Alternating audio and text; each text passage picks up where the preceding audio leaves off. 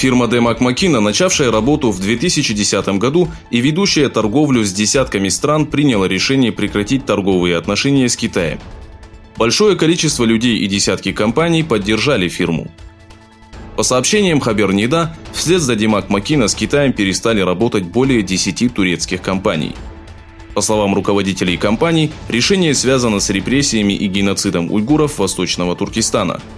Генеральный координатор фирмы Демак Макина, одновременно являющийся главой комиссии вузов города Денизли при союзе Альперен, сделал следующее заявление. Наша компания прекратила торговые отношения с Китаем в ответ на беспредел властей в Восточном Туркестане. Власти Республики Кипр выдали ордер на арест сотрудников бурового судна «Фатих». Ответ Министерства иностранных дел Турции пришел незамедлительно. Если решение на самом деле было принято властями Южного Кипра, то для нас оно не имеет никакой силы. В случае исполнения решения, пусть никто не сомневается в том, что получит достойный ответ, пишется в заявлении министерства. Пентагон сообщил, что обучение турецких пилотов, находящихся в США, было остановлено. В заявлении пресс-секретаря Пентагона указывается, что обучение турецких пилотов по программе F-35 было прекращено.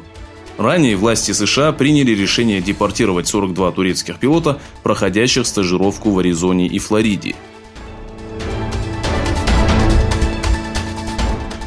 Министр иностранных дел Ирана Джавад Зариф заявил, что Тегеран не нуждается в США и не ищет путей улучшения отношений.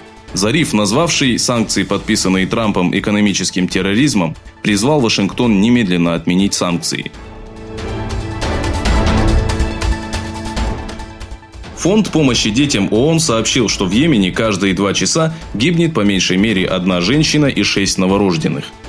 Война ухудшила положение беременных и новорожденных, а также негативно сказалась на рождаемости, пишет Фонд защиты детей.